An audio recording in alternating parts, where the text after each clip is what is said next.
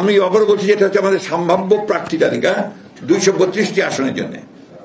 এর মধ্যেও কিন্তু পরিবর্তন হতে পারে। আজকে আপনাদের সামনে আমাদের প্রায় 232টা আসনে আমরা আমাদের সম্ভাব্য প্রার্থীদের নাম ঘোষণা করতে যাচ্ছি।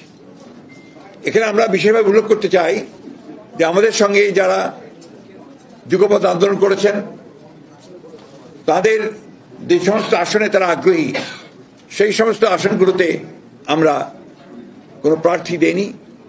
আমরা আশা করছি যে তারা তাদের নাম ঘোষণা করবেন। আমরা আলোচনার মাধ্যমে সেগুলো আরো আপনাকে আমরা চূড়ান্ত করব।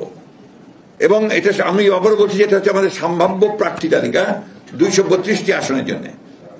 এর মধ্যেও কিন্তু পরিবর্তন হতে পারে।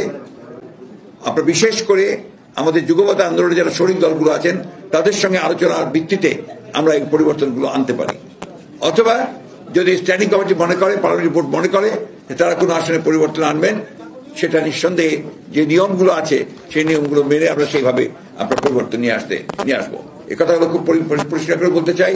তবে এই যে প্রার্থী তালিকা আমরা দিচ্ছি, সম্ভাব্য প্রার্থী তালিকা, এটাকেই ধরে নিতে হবে যে আমাদের সবচেয়ে অ্যাপ্রোপ্রিয়েট প্রার্থী তালিকা। আমি আপনাদের সামনে চূড়ান্ত নয়, কিন্তু আপনারা আমাদের অ্যাপ্রোপ্রিয়েট প্রার্থী তালিকা অর্থাৎ প্রায় ধরে নিতে হবে।